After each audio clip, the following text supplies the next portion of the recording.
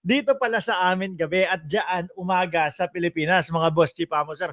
Ulitin ko ha, magandang umaga sa inyong lahat. 10:40 ng umaga diyan sa Pilipinas, mga boss chief amo sir. Kamusta na po kayo? Live na live tayo, mga kababayan. Okay. At syempre gaya po ng araw-araw nating ginagawa, araw-araw po ng mga live at mga topic natin, syempre po maiinit po ang ating mga tinatalakay sa araw-araw, mga bossing. Kaya po kung kayo ay hindi pa nakasubscribe dito sa ating channel, ay dapat po pindutin nyo na ang subscribe button upang sa ganoon kayo ay laging ino-notify ni YouTube pag nag-uumpisa na po tayo. Clear ba ako? Klaro tayo? Bluetooth, ano yung connect na Bluetooth? Device connected. Sabi, Bluetooth, they will need to connect their mic and camera before you can add them to the stream. Sino yun? BT, oh. Alisin ko. Sino yan? O, sige, game na ho, mga kababayan. Pero syempre, gusto ko munang ipakita sa inyo yung magaganda ho na balita, mga bossing. Kasi alam nyo naman po, yung mga DDS, bulag po yan. Tapos ang gagawin pa niya mga yan, mga kababayan, sisiraan pa si Pangulong Bongbong Marcos. Kaya po, ang gagawin natin, palagi, mga bossing, maganda o yung good news, no? Na nagiging proyekto ni Pangulong Bongbong Marcos. Ano daw yon? Simpleng bawas, malaking tulong. Ha? Simpleng bawas, malaking tulong. Ano daw ito, mga kababayan? LPG, kerosene, now excise tax free. March 2026, approved na ho, mga kababayan. Alam niyo naman po si Pangulong Bongbong Marcos, mga bossing, hindi ho tayo papayagang malugmok sa kahirapan yan.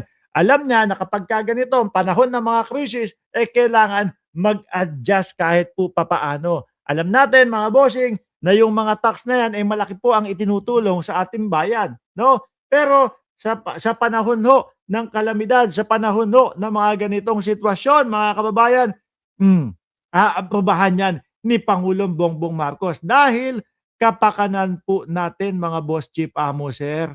No? Kapakanan po natin, mga kababayan, yung laging inuuna ng administrasyon ni Pangulong Bongbong Marcos, LPG. LPG araw-araw nagamit sa kusina, di ba? Oh, meron mangilan-ngilan na mga sasakyan gumagamit ng LPG para doon sa kanilang sasakyan, no? Pero kadalasan ginagamit 'yan sa mga pagluluto. Sa ano naman, kerosene naman, kerosene, no? Kerosene, gas. May mga gumagamit, Katie, and bakit? Ipakita kaya kita dito. Gusto mo? Ha? hindi, hindi.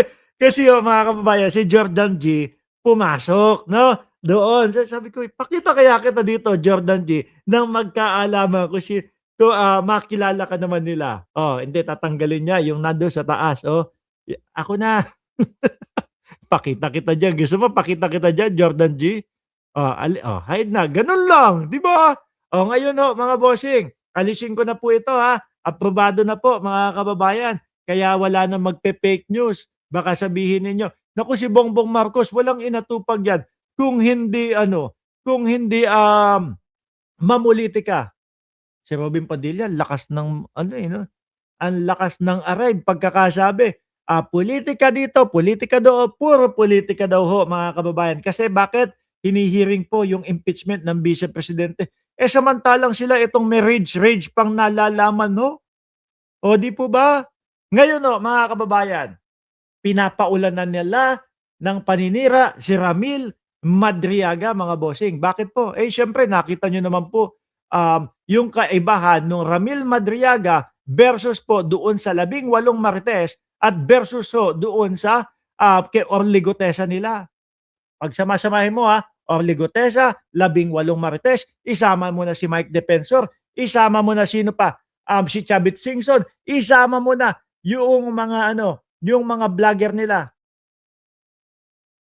Pero dito kay Madriaga, kumpletos, recados ho, mga bossing. Hindi kagaya nung mga pinapalutang nila, pinapalabas nila, wala yung mga yun, mga bulbul. Magugulo. No, bakit nasabi ni Mark Ramos na bulbul yung mga yun. Magugulo pa ho sa mga bulbul, mga kababayan. Pagpaumanhin niyo na po. Na minsan lang tayo naman makapagsalita ng ganyan, eh. Biruin mo naman yung sa kampo nila, merong magsasabi, "Ilan yung pinadala mo maleta kay Bongbong Marcos?" 5 po. Tapos merong magsasabi, 3 po. Mga address ang gugulo, 'di ba? Dito po kay Ramil Madriaga, mga kababayan, sa 10 oras nating natunghayan, Champi Tuti, Marge Cereza Force at Ardayan, sa 10 oras natin na natunghayan po na nagsasalaysay at tinatanong.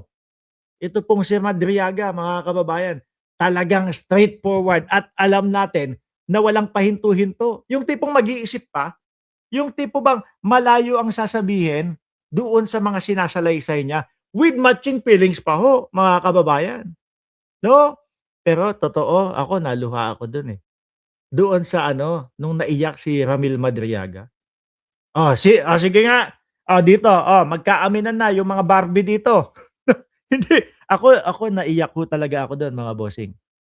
Naiyak po talaga ako dun kasi ramdam na ramdam mo, eh, 'no? Binabasa niya lang po yung kanyang salaysay, ramdam mo yung pagmamahal niya doon sa mga Duterte, 'no?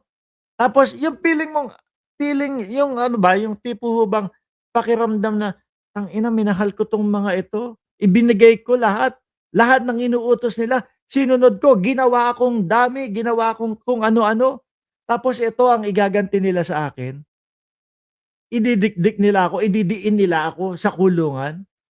Yun mga kababayan, eh, 'no? Versus doon sa doon sa mga Orligotesa at 18 Marites, putang ng mga yun nakaganon lang, oh. Tapos ang puro nagdadadadaho, mga bossing, wala pong iba kundi yung lawyer na si Baligod. O 'di po ba?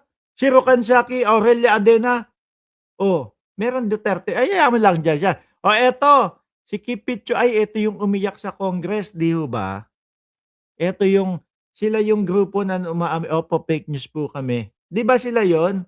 Oh, the claim of Yusek Lorraine ay putang ina, buhay pa pala 'to si Badoy. Akala ko, tiyugi na ito. Ano, nagtatago lang. Ano ho, buhay pa 'no, buhay pa pero nagtatago. Tama ba ako? Nagtatago si Lorraine Badoy para lang ding si Harry Roque, 'no? Ang sabi dito ni Lorraine Badoy, "Bangag's offer to Ramil Madriaga." 'No? Lie about the BP in exchange for presidential pardon. Anak ng putik naman na yun. Sa haba-haba nung mga isinalaysay ni Ramil Madriaga, mga kababayan, at hindi man lang natin naramdaman na nagsisinungaling tapos sasabihin nito, "Hey, inopera niyan ni Bongbong Marcos para magsinungaling, para kay magsinungaling nga si Sara Duterte." Tapos ang offer sa kanya ay, mabigyan ng pardon at makalaya na. Ma'am Neng Gigi,